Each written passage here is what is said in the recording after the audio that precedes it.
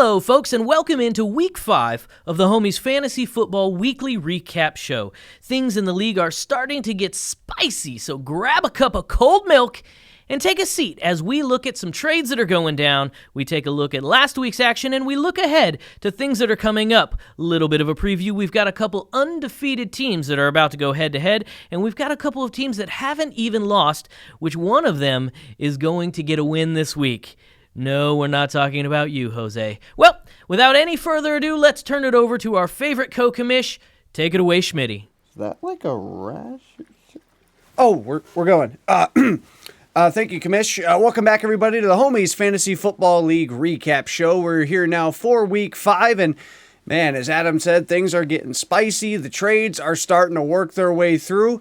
Only a couple that have actually went through, but man, some of the proposals going around in the group chat and everything, things are going to start to get a little wild here pretty soon. So we got some teams panicking that are winless. We got some teams that are on the brink trying to make that extra step, and things are getting wild. But with that, let's get into a couple of these trades. The first one we have between Will and Jose. Will acquired Curtis Samuel in return for Rashad Penny following the Thursday night game, and man, just like this entire season, that did not pan out well for Jose, as Rashad Penny played decent in that first game on his new team for Jose, and then proceeded to injure himself for the rest of the season. And just when you think things couldn't get worse for Jose, well, here you go. And with that, Jose sought out the new starting running back for Seattle, Kenneth Walker, which was previously held by Orton until our next trade that went through.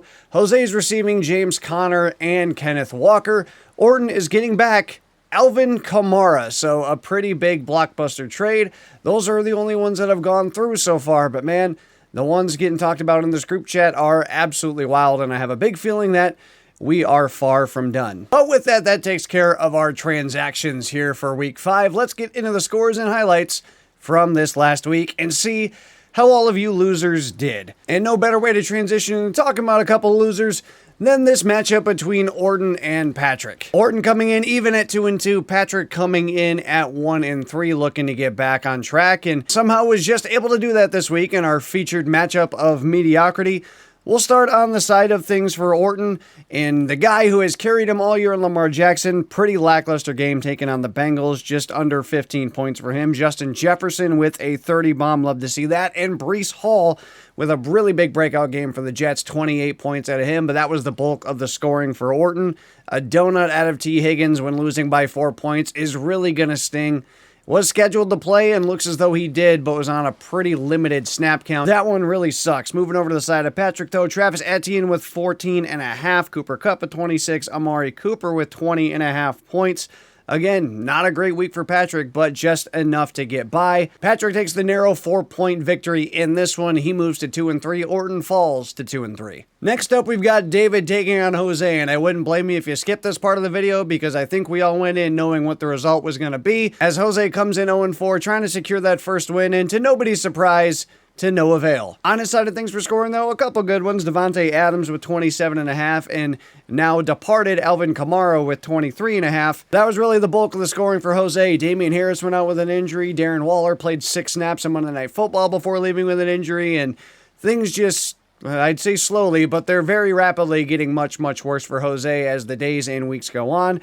On the other side for David, though, pretty solid week, enough to get the job done. 16 points out of Kyler Murray, 12.5 out of Terry McLaurin, 27.5 out of Tyler Lockett, as well as double digits out of both Zach Ertz and the return of Chris Godwin this week. Enough to get the job done for David. He takes the 21-point victory in this one, moving up to 3-2. Jose now falling to 0-5. Well, let's keep on the track of winless teams, shall we, as we move on to Carlos taking on Adam. And in all fairness this week to Adam, he put up probably one of his best fights that he's put up in probably the last couple years in fantasy, putting up a pretty good margin of points. But Carlos came out swinging with a big week to fight back against the commish. Some notables out of this one, starting on the side of the commish, Gabe Davis had a couple massive touchdown receptions in this one, getting him 32 points. Travis Kelce with a historic Monday Night Football performance of 33.5 points with 4 touchdowns. Raheem Mostert with 19 as well. Some pretty good scores for the commission. You look at a couple of those record-breaking ones, you would have thought it'd been enough for him to finally break through this week, but as we talked about, Carlos really came through swinging with a big week. 27.5 points out of Jalen Hurts, 30 out of Josh Jacobs, 23 out of Mike Williams, 17.5 out of Dallas Goedert, and 17 points out of Michael Carter as well. 149-point week for Carlos. Came out swinging. He gets the victory in this one. Carlos now moves up to 3-2, and Adam keeps that donut sponsorship alive, moving down now to 0-5. Well, let's move now into the blowout section of our show as we look at Matt taking on Carlos. Carlos, I'll give you a few seconds to just skip past this one to put the little NSFW marker here on the video before we move on. Good? Okay. Yeah, this one was an absolute railing. Honestly, if I'm Jose or Adam at this point, I'm really curious as to how Carlos even got his 2 wins here throughout this season, because things have been looking very, very rough for him. And this week was no different, with an absolute putrid performance. To give a couple notables, Joe Burrow with 17.5, Mike Evans with 12, Devontae Smith with 18.5, as well as that 49ers defense with a solid 15 points. But that was really all the scoring for Carlos. This was an absolute abomination. And on the other side for Matt, a complete 180. A stellar performance out of his team. Josh Allen with 35, Dameon Pierce with 20, Stephon Diggs with 24, Ramondre Stevenson with 19.5, and the Colts D with 12. A 164-point performance out of him. Matt's had some inconsistencies this year with his team, but nothing inconsistent about this beatdown that he put down on Carlos. Matt gets the absolute blowout victory here this week. He moves to 3-2. Carlos falls to 2-3. Next up, we've got myself taking on Dakota in what was sure to be an interesting matchup. I'm coming in undefeated still. Dakota, of course, those inconsistencies, has got the firepower, but would they show up? And in all honesty, for the most part, they did.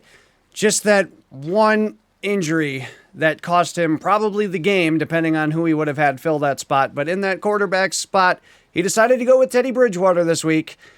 And that one did not pan out well, as he very early suffered an injury and left for the rest of the game. And to be honest, I believe he was planning on, before acquiring Teddy Bridgewater, he was going to start Geno Smith once again.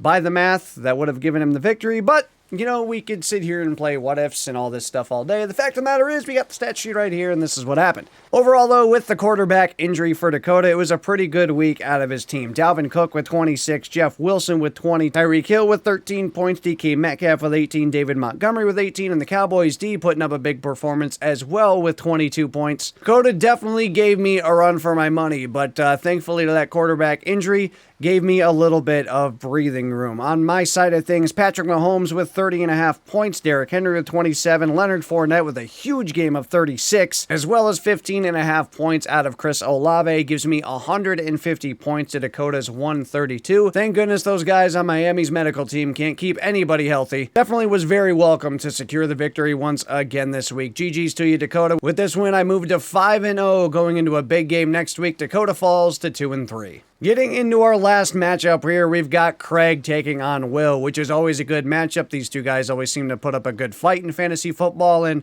we're a couple of the teams that were undefeated to start off the season. Craig's still keeping that alive, while Will has started to slump a little bit, and that slump slowly continued into this week, as we had a good matchup, but only one team can come out victorious. Unfortunately, well, that team was not Will. A couple of the notables on his team, though: Tom Brady with 20, Saquon Barkley with 20 points as well. Michael Pittman, Deontay Johnson, and Curtis Samuel all in double-digit points. Tyler Higbee with 11.5, and Christian McCaffrey with 23.5 points. Overall, a good week for Will, 135.5 points.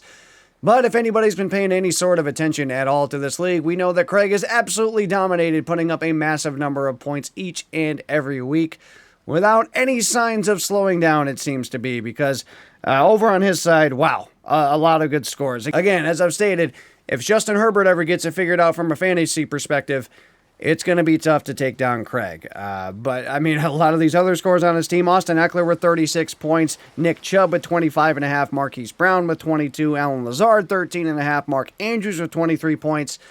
Just points on points on points for Craig. 163.5 of them, to be exact, this week was enough to get the 30-point victory over Will.